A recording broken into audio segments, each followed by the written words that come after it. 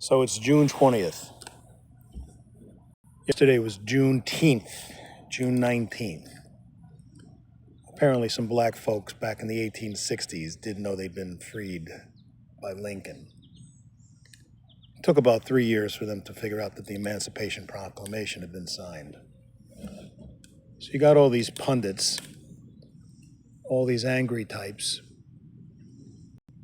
claiming victory for something they never did, having suffered wrongs they never suffered.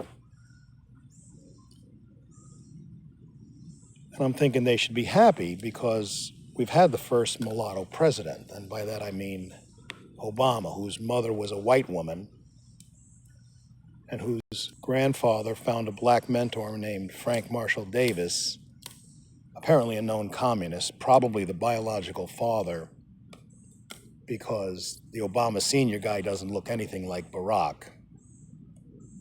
And there's a book, you'll find it, it's Dreams of My Real Father, and it's got the two men, and one is Obama in the middle, and then the two supposed fathers, you know.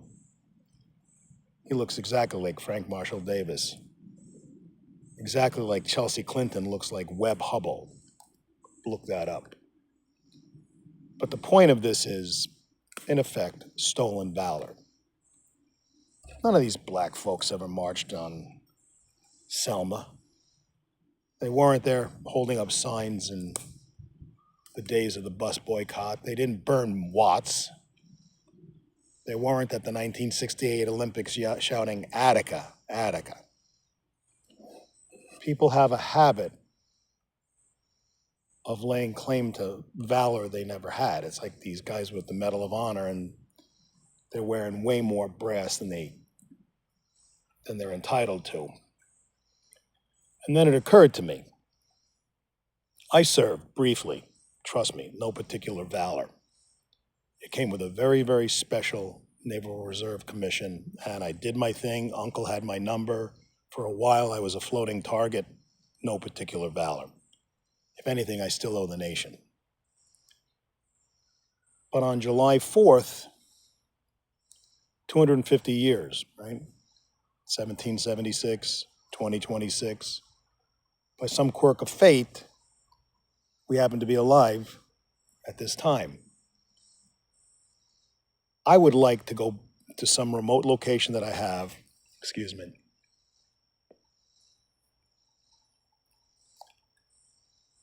and to get away from the idiots that are going to start shooting fireworks probably July 2nd. They're not going to end until August 2nd. And then you'll read about kids that have lost fingers because, well, they're idiots, and grown men who are trying to be 12 again. But here's the point. Juneteenth, 2026. You have Americans who have no living link to anything involving this valor because they weren't part of the 3% that marched on Bunker Hill. They didn't invade Saipan. They didn't invade Normandy. They didn't get hoodwinked into Vietnam or the Gulf Wars or the perpetual global war on terror. And it finally came to me. In 1969, I was a Mets fan. The Mets won the World Series. Jerry Grote, Ed Kranepool, Bud Harrelson, Cleon Jones. And I thought, we won the World Series. The thing is, I never played in Little League, much less semi-pro ball or the big leagues. And most of the schmucks you have out there on July 4th never served. I read a book by General Mattis, and it said maybe 2% of people have served or have someone in their family directly living today who have served in a recent battle, in a recent conflict, which we call wars, but aren't wars because the last war was declared on December 8th, the day after December 7th, 1941. And it's like these schmucks go to ball games, the NBA Finals. They can't swing a bat. They can't make a layup.